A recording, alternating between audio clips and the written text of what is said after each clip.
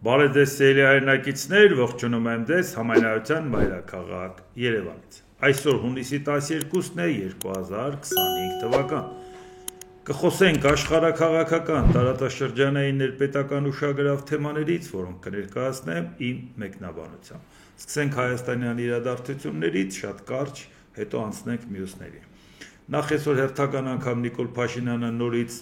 Գարեգին երկրորդի հետ կապված հայտարարություն է արել, ասեմ, որ այլևս իմաստ չեմ տեսնում ամեն օր դրան անդրադառնալ, որովհետև արդեն մտել են պայքարի մեջ, իրանք իրար նկատմամբ ինչ-որ հարցեր մեկը կպայքարի գցելու, մեկը մնալու, դա արդեն կարծում եմ մեր թեման չի, որովհետև ես հստակ արտահայտվել եմ, որ մեզ համար խայտառակություն ունենալ եւ այսպիսի վարչապետ եւ այսպիսի կաթողիկոս, այնպես որ դուք իմ տեսակետը գիտեք եւ տարբեր ձևերով դա հիմնավորել եմ։ Դրա համար թող իրանք իրանց պայքարը շարունակեն, իսկ իրանց օրակարգը մեզ չպարտադրեն, մենք շատ հարցեր ունենք աշխարհի եւ տարածաշրջանի եւ մեր երկրի հետ կապված։ Եթե կտրուկ կսրվի իրավիճակը, որ պետքա վերաբերմունք արտահայտել, նորից կանդրադառնանք այդ թեմային։ Իսկ հիմա նայենք, վարչապետ Նիկոլ Փաշինյանը շնորհավորական ուղերձ է հղել Ռուսաստանի Դաշնության նախագահ Վլադիմիր Պուտինին, Ռուսաստանի օրվա առթիվ։ Հարգելի Վլադիմիր Վլադիմիրի, շնորհավորում եմ ձեզ եւ բոլոր ռուսաստանցիներին Ռուսաստանի Դաշնության ազգային տոնի Ռուսաստանի օրվա կապակցությամբ։ Ռուսաստանի Դաշնության ժամանակակից պատմության մեջ այս տոնը հանդիսանում է սերունդների ժառանգորդության խորհրդանիշը։ Ամեն տարի այս օրը ռուսաստանցիները նշում են երկրի պետական ինքնիշխանության հռչակումը,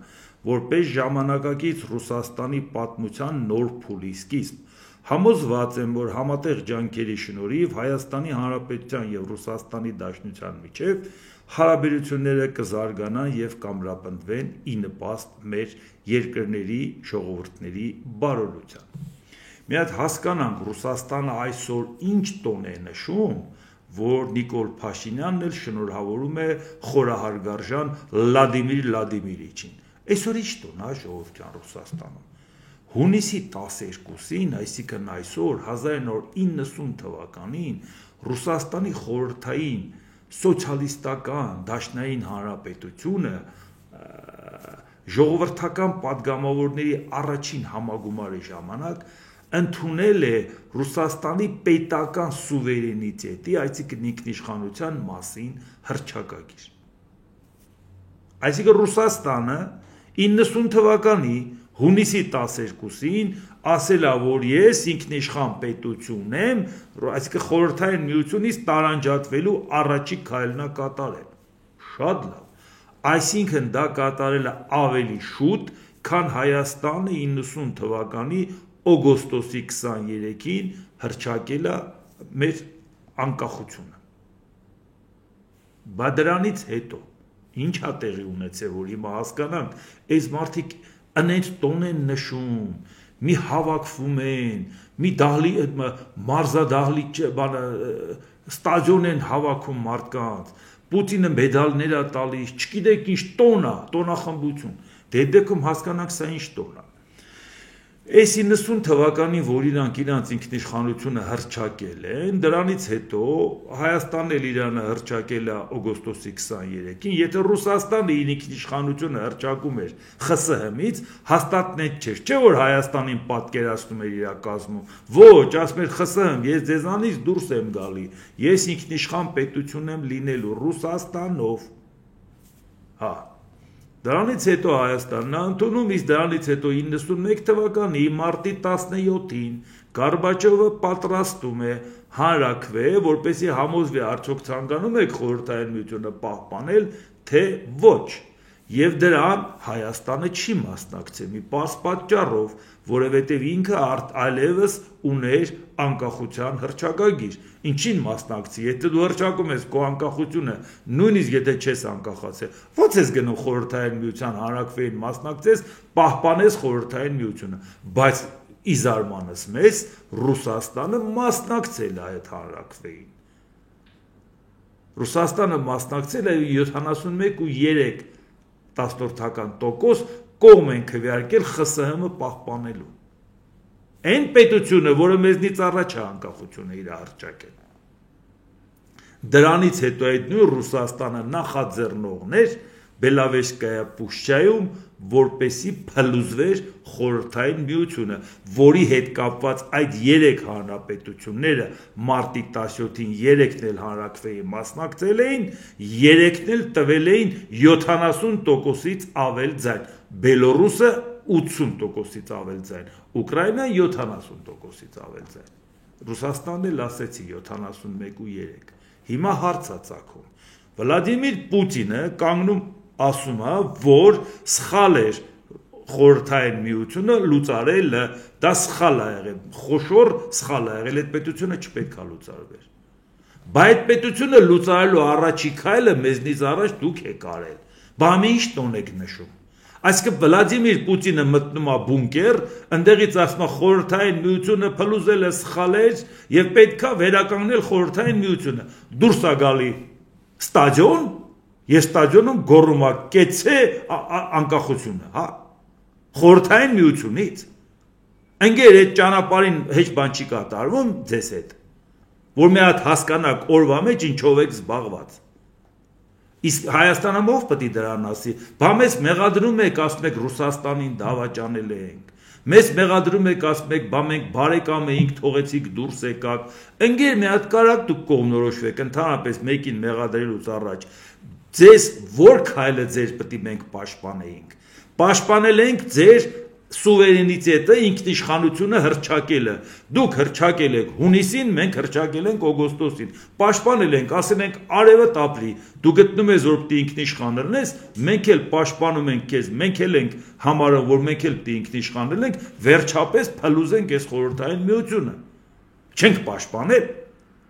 Բայց դրանից հետո ո՞նց պետք է մասնակցեինք խորհրդային միության պահպանելու հանրահավաքին։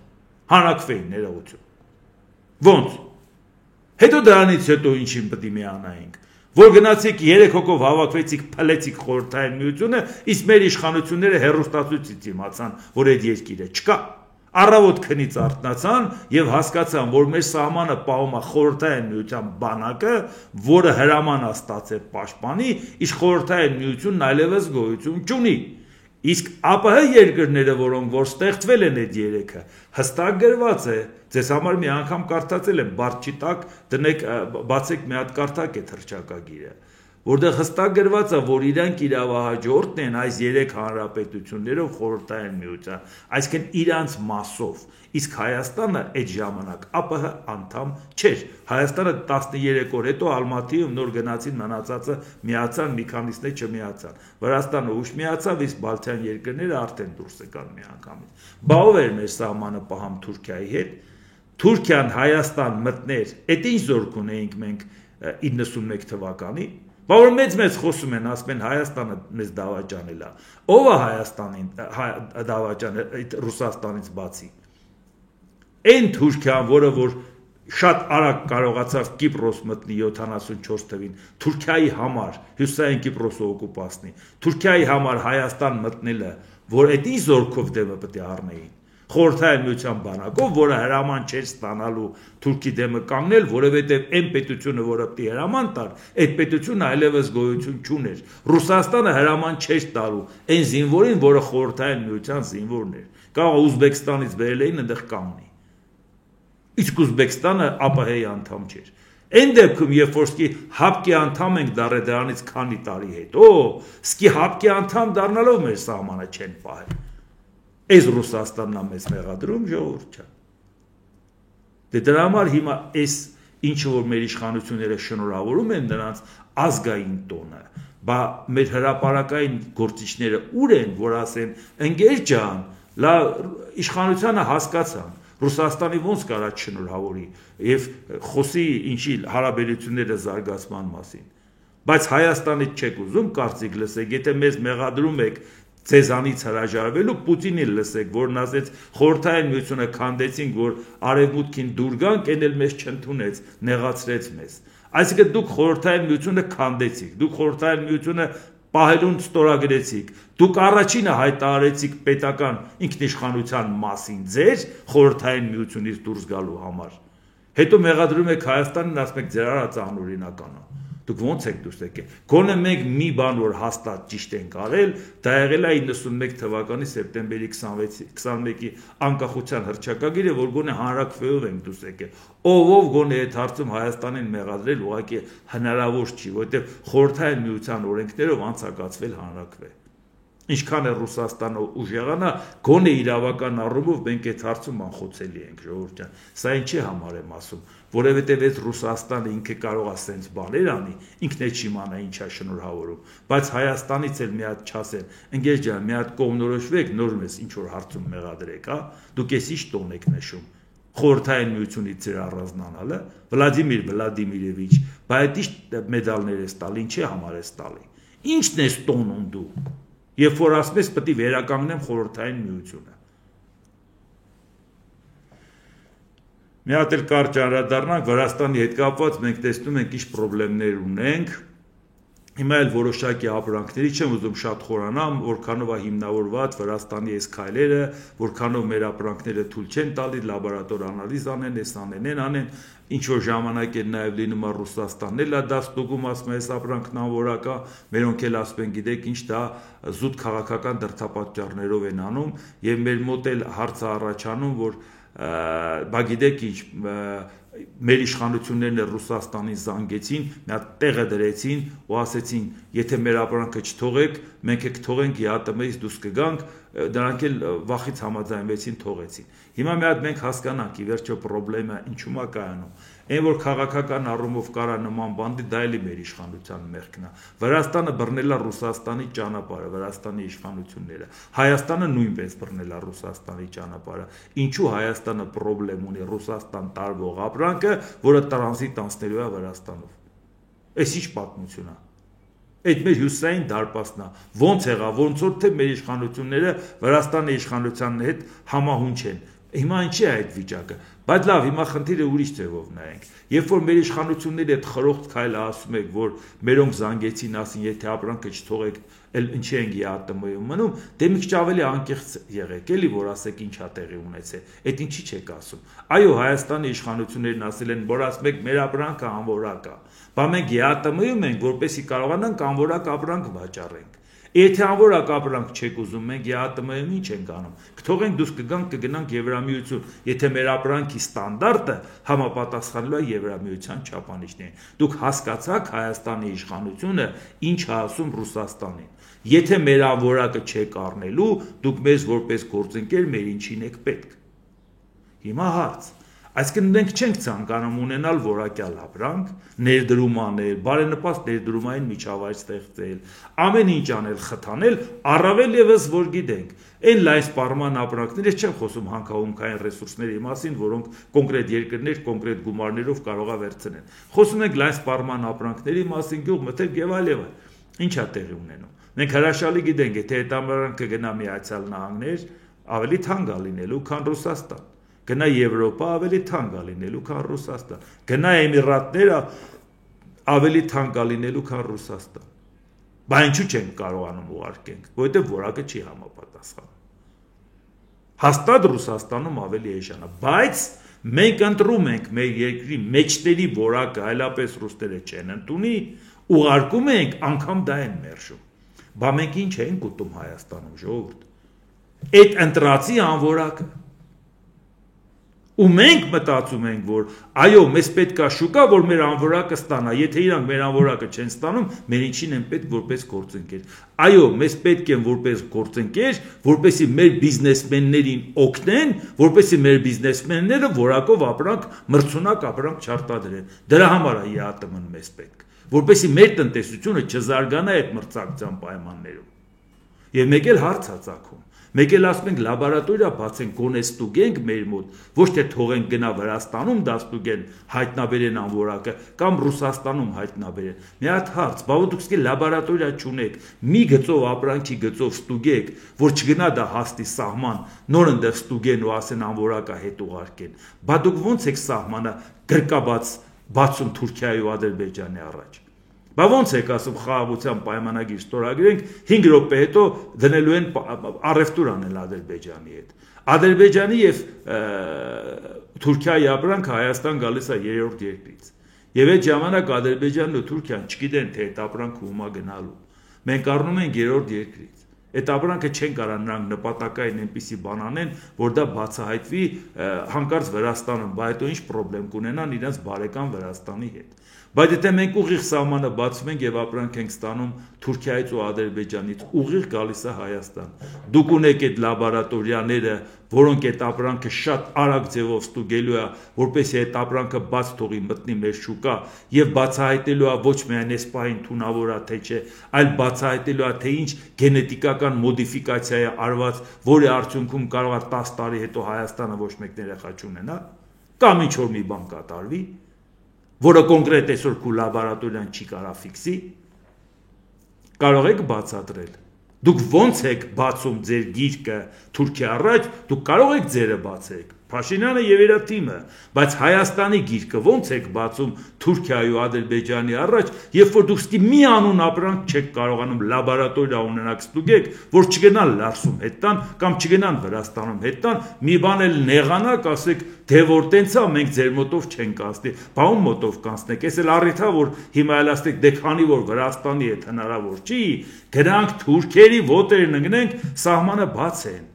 բա ինչ անենք, բա չենք կտրվելու աշխարհից, բա այդ գիտենք, չէ, այդ ամեն ինչը, բա որ ասում ենք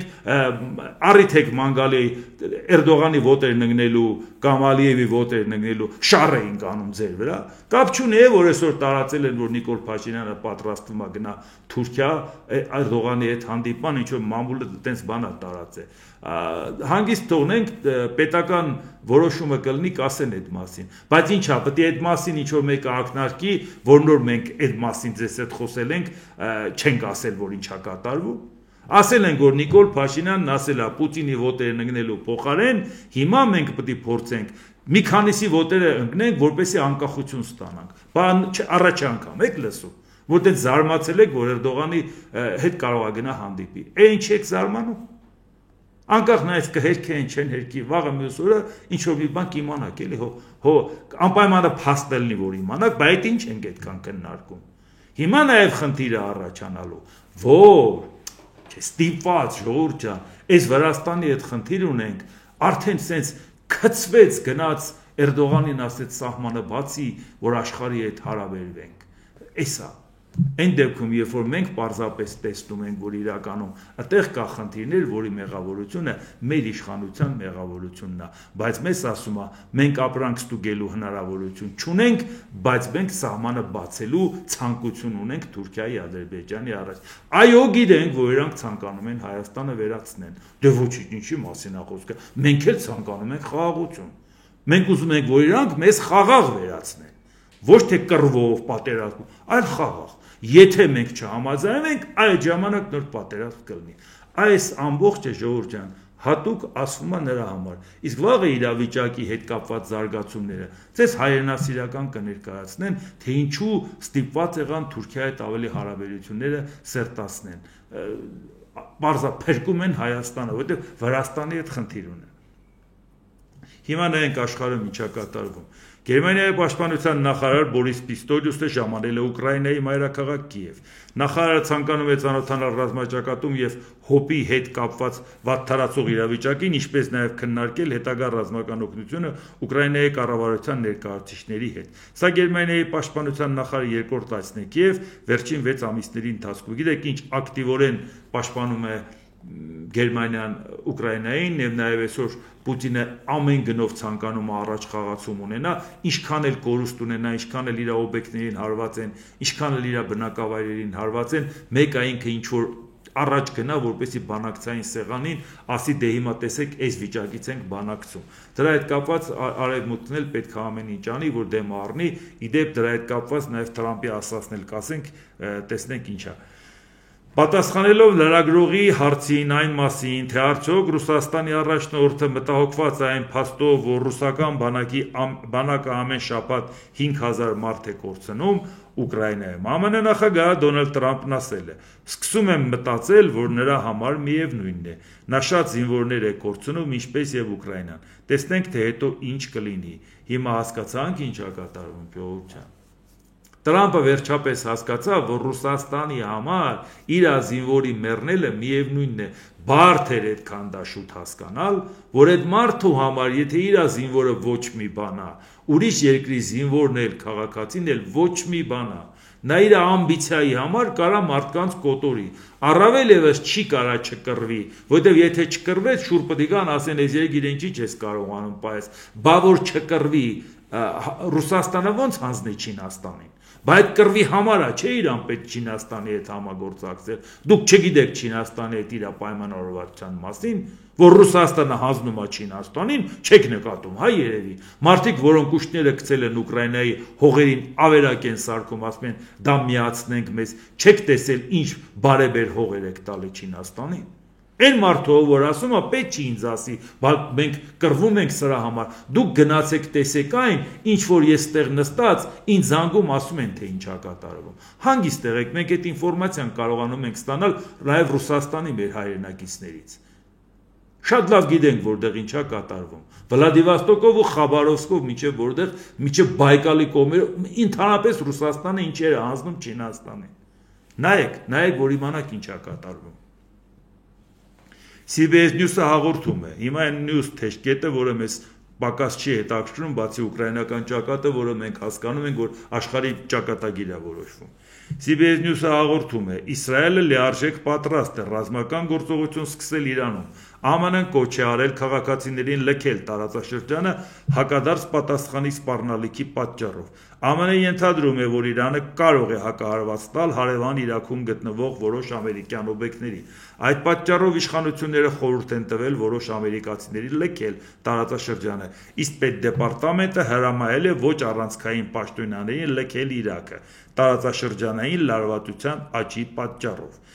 Մեկնաբանելով իրավիճակը Դոնալդ Տրամփը բացատրել է, որ ամերիկացիներին խորհուրդ է տրվում լքել տարածաշրջանը, քանի որ այն կարող է վտանգավոր վայր լինել։ Տրամփը նաև կրկնել է, որ Միացյալ Նահանգները թույլ չեն տա Իրանին մշակել միջուկային զենք։ The Washington Post-ը գրում է, որ ԱՄՆ-ն վախենում է Իսրայելի կողմից Իրանին հնարավոր հարվածներից։ ԱՄՆ հետախուզության պաշտոնյաները մտահոգված են, որ Իսրայելը կարող է հարվածել Իրանի միջուկային օբյեկտներին առանց ԱՄՆ համաձայնության։ Բացարձակ համաձայն չեմ, որ Իսրայելը բախտը կփորձի, այո, Իսրայելը դրդում է Ամերիկային մտնել պատերազմի մեջ, բայց ինչպես տեսնում եք, Ամերիկան այն վճռականությամբ չի ասում, որ եթե Իսրայելը կհարվածի, Իրանը կպատասխանի, մենք Իսրայելին կպաշտպանենք, լայմա թող բախտը փորձի պատասխանի։ Արդեն ասում է ժողովրդին հանեք Իրաքից ու տարբեր տեղերից, որտեղ Միացյալ Նահանգները բազաներ ունի։ Այսինքն Ամերիկայի Միացյալ Նահանգները հրաշալի հասկանում է, որ այն ձևով, որ ձևով կանգնեցին միասնական Իրանի դեմ հրթիռակոծության ժամանակ, անգամ այդ երկրները այսօր կարող է չպաշտպանեն Միացյալ Նահանգներին, որտեղ իրանք չեն ցանկանա հարաբերությունները փչացնել Իրանի հետ։ Առավելևս, որ Ամերիկայի քաղաքականությունից գլուխ չեն հանում։ Եվ այս պարագայում հարցը առաջանում. Իսրայելը կհամարձակվի հարվածել այն հույսով, որ Ամերիկան աջակցություն կցուցաբերի կամ Ամերիկայի դաշնակիցները խիստ կասկածում եմ։ Առաջի անգամ Ամերիկայի դաշնակիցները Ամերիկային օգնեցին, բայց այսօր Ամերիկան կանգնում եւ իր դաշնակիցներին ասում է, ես ձեզ օգնելու ցանկություն ու հնարավորություն չունեմ։ Գնացեք ձեր գլխի ճարը տեսեք։ Դա ես նկատի ունեմ նաեւ եվրոպական դաշնակիցներին, ոչ միայն այն երկրներին, որոնք լավ նորմալ հարաբերություններ ունեն Ամերիկայի հետ, մերձավոր արևելյան երկրները, եթե նայենք։ Այսինքն այս պարագայում ուղղակի կրակի հետ է խաղում Իսրայելը, որ հարվածում։ Հետո Իսրայելը կարող է հարվածի միջուկային օբյեկտներին, որը սփռված է 1.650.000 քառակուսի կիլոմետրի վրա։ Միջուկային օբյեկտների մել աշխատող մարդկանց քանակը ֆանտաստիկ մեծ չի 90 միլիոնանոց երկրի համար։ Հնարավոր չի դու Իրանին հարվածես եւ Իրանը այնպես կործանվի, որ պատասխան հարված չտա։ Ուղղակի հնարավոր չի։ Բայց այդ դեպքում, եթե Իրանը պատասխան հարված տա,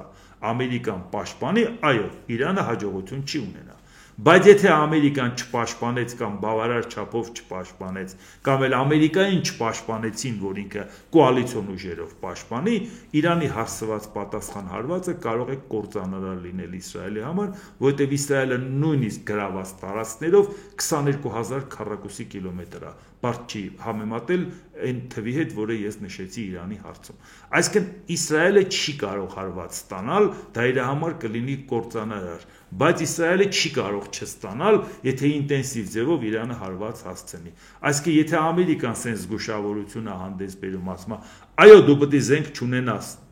բայց վախենում եմ կարող է Իրանը հարվածի, հետ քաշվեք ժողովրդին հանեք, այսինքն դու վստահ չես, որ կկարողանաս պաշտպանես, քո բազաները պաշտպանես, անենց հարված հասցնես, որ Իրանը բախտը չփորձի։ Դե հիմա դուք պատկերացրեք մեր վիճակը, երբ որ մենք գտնվելով Հայաստանում, միշտ հասկանում ենք, որ այդ կոնֆլիկտի դեպքում ավելի շատ խնդիրներ մենք կունենանք։ Առավել եւս, որ ինչպես տեսնում եք, մեր հյուսիսային դարպասի հետ կապված խնդիրներ ունենք։ Մնացել է մի հատ էլ հարավային դարպասի հետ կապված ունենանք։ Կամ խնդիրները գամտնի մեր տուն։ Ոչ թե մենք խնդիր ունենանք իր տարածքով անցնելու, այլ խնդիրը գամտնի մեր տուն փախստականի տեսքով։ Ամերիկյան The New York Times-ը հաղորդել է, Իրանը մշակել է Իսրայելին հարյուրավոր բալիստիկ հրթիռներով հակահարված տալու ծրագիր, հերական պետության կողմից հարձակման դեպքում։ Ինչպես տեսնում եք, պատասխան լարվածությունը շարունակվում է։ Իրանի նախագահ Մազուդ Փեզեշքյանը հայտարարել է, որ Միացյալ Նահանգների հետ ցանկացած բանակցությունների հիմքը Իրանի գերագույն առաջնորդի կողմից սահմանված դրույթներն են, ոչ թե այլ երկրների կողմից ճնշումները կամ հարկադրանքը։ ԱՄՆ-ի հետ բանակցությունները կառուցվում են հեղափոխության առաջնորդի որոշած քաղաքականության հիման վրա։ Մենք երբեք չենք ընդունի այն պայմանները, որոնց դեպքում պետք է ամբողջությամբ դադարեցնենք գիտական հետազոտությունները, իսկ հետո սպասենք արևմուտքի հավանությանը, արդյունաբերության, բժշկության, գյուղատնտեսության եւ այլ գիտությունների համար անհրաժեշտ միջուկային նյութեր ստանալու համար, ասել է Փեզեշքյանը։ Ով է նրանց իրավունք տվել որոշել, կարող են գիտական հետազոտություններով զբաղվել, թե ոչ։ Մենք երբեք չենք խոնարհվի ճնշման առաջ։ Առաջնորդը հստակ հայտարարել է, ինքնատիպ հոգևոր առաջնորդը, որ Իրանը միջուկային զենք չի ստեղծի, եւ դա մեր հաստատուն դիրքորոշումն է, ընդգծել է Իրանի նախագահը։ Այսինքն ինչպես տեսնում եք, իրանք իրանց գծից բազաչափ հետ քայլ չեն ցանկանում անել, ասում է խաղաղ ատոմը մենք պետք է հարստացնենք, միջուկային զենքեր չենք ուզում ստեղծենք, բայց չմոռանանք, որ մի ժամանակ էլ ասել են, եթե մեզ կպարտադրեն, մենք դա կստեղծենք, իսկ Ամերիկայի հետախուզական ծառայությունն էլ ասել է, մի քանի շաբաթը բավարար է, որ այդքան հարստացված ուրանը դառնա միջուկային զենք, այդ թվում մինչև 10 հրթիռ։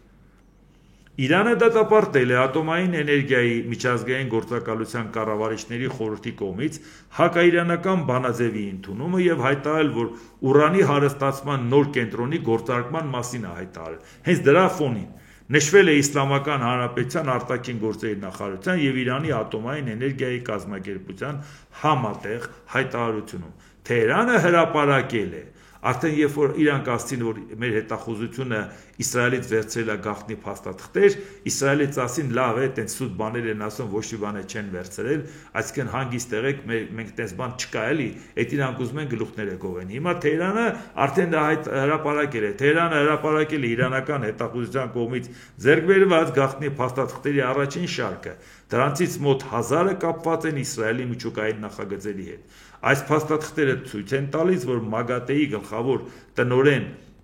Ռաֆայել Գրոսին լիովին համագործակցել է Իսրայելի կառավարության հետ Իրանի դեմ եւ հետեւել Թել Ավիվի բոլոր հրահանգներին։ Ասա այն է, ինչի մասին խոսում ենք, ասա այն է, որ դա նշանակում է, որ Իրանը լավ էլ նախապատրաստում է հարվածի, Իսրայելն էլ հիմա պետք է մտածի, եթե ինքը խփեց, պատասխան հարված կստանա, թե չէ։ Իհարկե կստանա։ Իսկ այդ պարագայում մենք ինչ վիճակում կհայտնվենք, մանավանդ տեսնում եք, այս ինչի մասին որ խոսում ենք։ Իսկ հիմա նայենք Ռուսաստանում ինչ է կատարվում, շարունակենք նաև ուկրաինական պատերազմի թեման։ Ռուսաստանի նախագահ Վլադիմիր Պուտինը պահանջել է, որ ռազմակայանները, զինանոցները եւ օդանավակայանները նախապես պատրաստվեն նոր սպառազինության համակարգերի համար, որպեսզի դրանք չտեղակայվեն բաց դաշտում։ Պատկերացնում եք, պատերազմի 4-րդ տարին է, Ռուսաստանն ասում է, այդ բաց դաշտը, որ այդ ինքնաթիռները դրել եք, գնացեք մի հատ ծածկ արեք, մի բան արեք, որ դա փակեք։ Այսինքն իրանք ընդհանրապես հույս չունեն, որ իրանք կհաջողվի առնել ուկրաինական դրոնների եւ հրթիռների դեմը։ Դրա համար իրանք մտածում են գոնե իրանք տարածքները փակեն կարևոր բաները, այսինքն լուրջ տեխնիկան տանեն փակեն, որպեսզի դրոնների հարվածի տակ չհասնեն։ Այս երկիրն է, ժողովուրդ ջան, աշխարհի երկրորդ բանակն ունեցող, որ 4 տարին է կռվում է, իր երկինքը չի կարողանում փակի։ Ուկրաինան լա իր տարածքից հարվածում է, լա մի հատ իր տարածքից, Ռուսաստանի տարածքից կազմակերպեց օպերացիան եւ ասեց ձեր տարածքից կհարվածեմ, մենք ինչ խնդիր ունենք։ Իսկ ով ասե, որ այդ ծածկը դնեք, մեկ ուրիշ բան չի կատարվելու։ Մարդիկ, որոնք կարողացել են ձեր տարածքում 1.5 տարի դնեն, տեխնիկա հավաքեն, տեղափոխեն, միտեղից միտեղ անեն, իրանց համար բարդ է այդ անգարի մեջ մի հատ մեկին մտցնեն, գնա անգարի ներսում տրակացնի։ Այսինքն դուք համոզված եք, որ եթե հիմա դուք դրեցիք մի հատ ծածկ սարքեցիք, հարցերը լուծվեց, այս մակարդակով են այս մարդիկ կռվում, ժողովուրդ ջան, ու այս մակարդակով իրանք ասում են Ուկրաինայում ինչ ուզում է կատարվի, մեր արևելքը Չինաստանին տանք ինչ ուզում ալի, Հայաստանի վրա մեր ազդեցությունը չպետք է պակասացնենք եւ ամեն ինչ պետք է անենք, որ Հայաստանի ներսում իրենց աջակցող ուժերը լինեն։ Ինչի եք ձեզ կոտորում մեկը հարցնի։ Ինչ հա ձեր ուզածը։ Որ ինչ հարց լուծեք։ Խորհրդային միություն եք վերականգնում։ Վերականգնում եք մի բան, որ ձեր ձեռով փլել եք։ Մի հատ էլ նայենք Ամերիկայում միլիարդատեր Իլոն Մասկը, որը մի քանի ամիս ղեկավարում էր ԱՄՆ կառավարության արդյունավետության վարչությունը, նշել է, որ զղջում է նախագահ Դոնալդ Տրամփի մասին իր որոշ գրառումների համար, նրանց վերջին հրապարակային վեճից հետո։ Դրանք չափազանց հեռու գնացին, գրել է Մասկը։ ԱՄՆ նախագահ Դոնալդ Տրամփը չի բացառել գործարար Իլոն Մասկի հետ հաշտվելու հնարավորությունը, որի հետ հեռակա վեճի մեջ էր մտել սոցիալական ցանցերում։ Կարծում եմ կարող եմ, ասել է Տրամփը, եւ դրանից հետո արդեն հաջորդ հայտարարությունն արել։ ԱՄՆ նախագահը շատ հաճելի է անվանել Իլոն Մասկի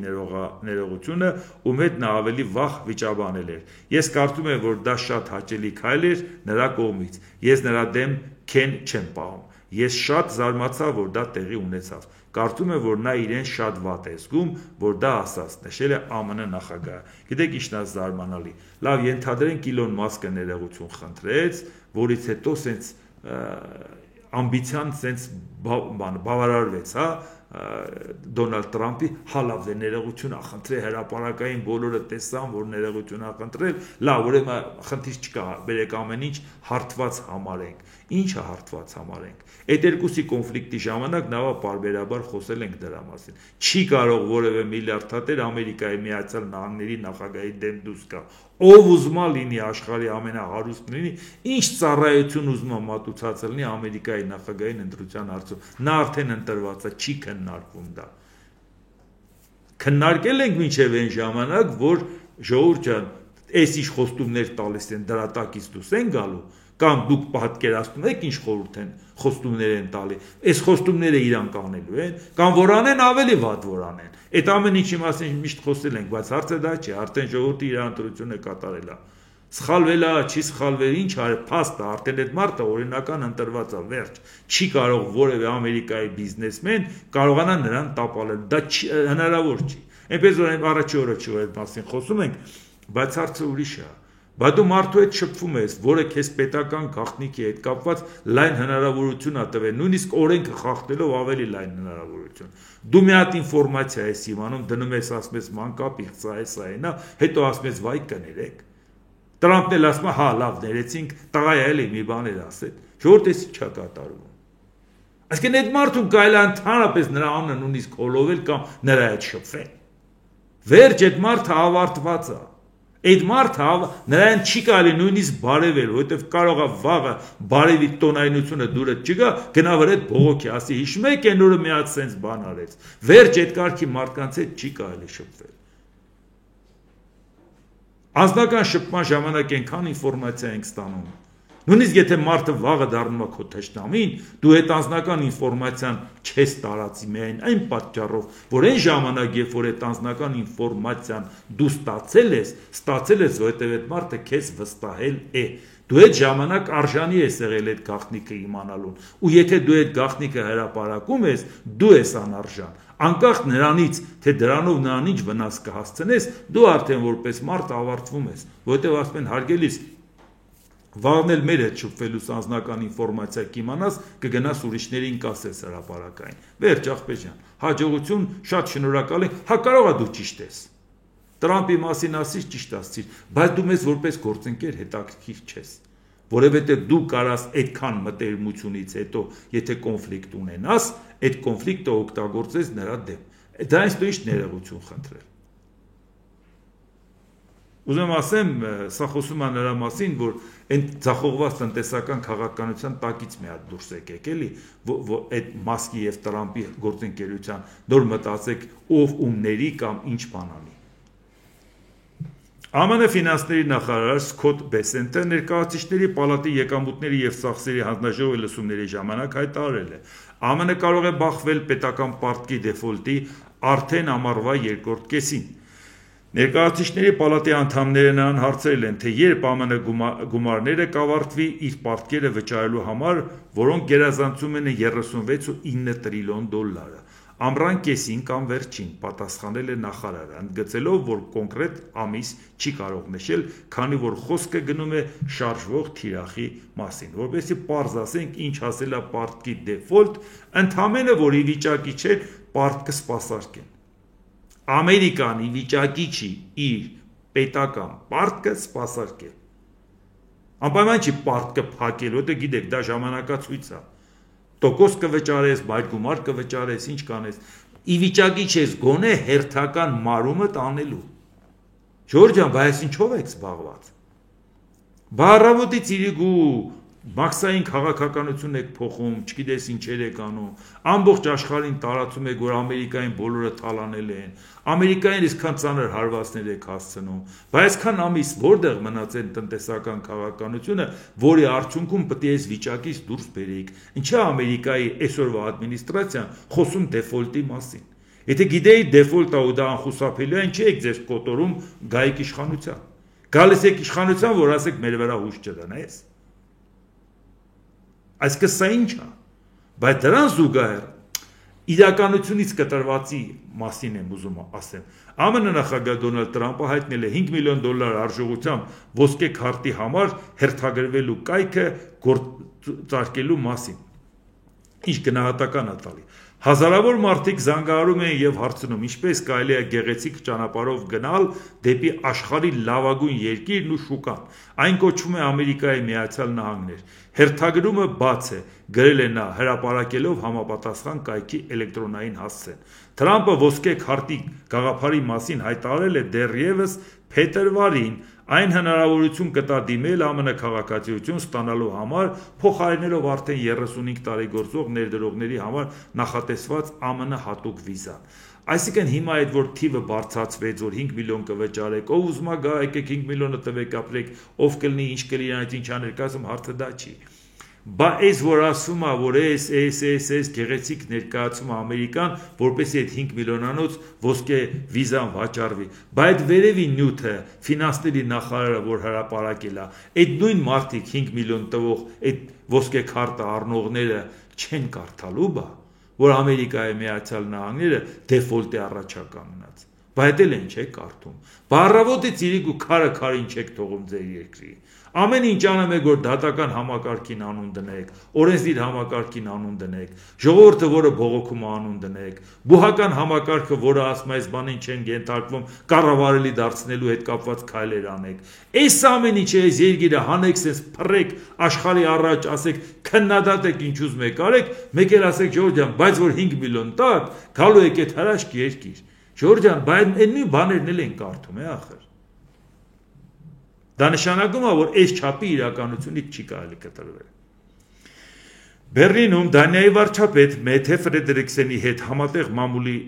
ասուլիսում Գերմանիայի կանցլեր Ֆրիդրիխ Մերցն ասել է. Ռուսաստանի դեմ Եվրամիության պատժամիջոցների 18-րդ փաթեթը կարող է ընդունվել հաջորդ շաբաթ։ Կարող եմ ասել, որ ես շնորհակալ եմ, որ Եվրահանձնաժողովը ներկայացրել է պատժամիջոցների 18-րդ փաթեթի առաջարկները, եւ եթե ամեն ինչ ընթանա նախատեսվածի համաձայն, այն կընդունվի հաջորդ շաբաթ, ասել է կանցլերը։ Եվ ընդորից մենք ուշադրություն դարձնենք, որ Գերմանիան հետևողականորեն այս հարցում բավական ակտիվ է, ինչպես տեսակ Բորիս Պիստորիուսի մասին խոսեցինք, որը նորից գնացել է Կիև, իսկ Բորիս Պիստորիուսի նախկին ադմինիստրացիայից էր, որը մնաց, որի հետ կապված մենք խոսել ենք, որ ես շատ բարձր եմ գնահատել նրա աշխատանքը, դա ավելի շատ դրսից ենք մենք դա նայում, ներսի մարդը պաշտպանության նախարար հետ կարող է այդքան չառնչվի եւ ինքը այդքան նրա մասին գնահատական այլ լինի։ Մենք ենք դրսից նայում արտգործ նախարարության, պաշտպանության նախարարության հարցները եւ շատ դրական է, շատ հաճելի է նամանալ, որ ինքը այն համարձակությունը ունեցավ, որ Մյունխենը մեկավ J.D. Vance-ը Ամերիկայի Միացյալ Նահանգների փոխնախագահ եւ եկավ քննադատեց Եվրոպային, որ այսպես ժողովրդավարություն չկա եւ այլ, նոր էլ ընտրվել է ընդհանրապես ինքը այս համակարգի մեջ, ասենք ինքը նոր մարդ էր էլի, եկել էր Եվրոպա, հին աշխարհ էր եկել, դասեր էր տալի, բայց համենայն դեպս շատերը դեռ զգուշավոր էին, իսկ Բորիս Պիստորիուսը բավական կոշտ ձևով արձագանքեց եւ այդ առաջի իսկ այդ պահից ցույց տվեց իր նկատմամբ մեծագույն հարգանք, որ գիտես ինչ, որ եկել է այստեղ, մի հատ չափը իմացի էլի, ով ուզում ես լինես, մի հատ իմացի ուր ես եկել եւ ինչ ես ասում։ Համենայն դեպս այդ մարդու արժանիքը նաեւ հրապարակային դաշտում, որ պաշտպանության նախարարից այդ պարտադիր չէր, որ նման բան սպասեին, բայց ինքը իր վերաբերմունքը արտահայտեց, իր արժանապատիվ վերաբերմունքը ցույց տվեց, որ եկել ես մեր դաշտը, ես ինչ ես անում։ Իսկ կյանքը ցույց տվեց, որ այդքան էլ արդարացված չէր Ամերիկայի Միացյալ Նահանգների փոխնախագահի այդպիսի հանդուգն խոսակցությունը կամ վերևից նայելու խոսակցությունը։ Ուզեմ ասեմ,